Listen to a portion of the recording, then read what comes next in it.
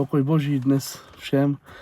Chtěl bych se s vámi podělit o jedno slovo, kdy Bůh řekl, budíš světlo, a bylo světlo. Bible nás učí o tom, že Bůh oddělil světlo od tmy a viděl, že světlo je dobré. Světlo nazval dnem a tmu nazval večer. Ale víte co? V tomto Bůh už na začátku hned v tomto mezi prvními verši v Bible dal plán pro celý tvůj křesťanský život. Lidé tu vidí měsíc, lidé tu vidí slunce, ale já tu vidím něco jiné. Bible jasně říká, aby jsme oddělili světlo od tmy. Víte, křesťan znovu zrození, který je plný Ježíše Krista a je plný Božího světla, je plný Božího slova, se musí oddělit od jedné věci.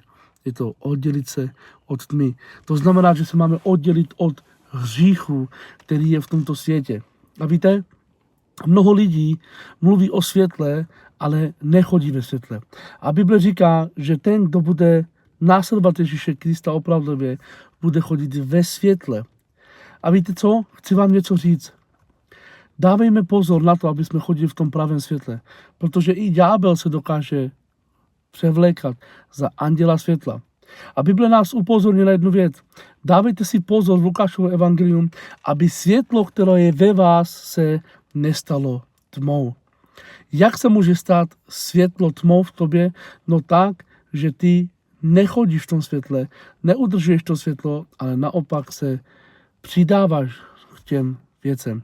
Dnes je hřích v člověku, je v životě křesťana, automaticky se připojuje do tmy a světlo, které v něm bylo skrze Ježíše Krista, skrze evangelium, se stává tmou. A my máme být světlem. Ježíš řekl v evangelium Jana, buďte světlem světa, vy jste světlo světa.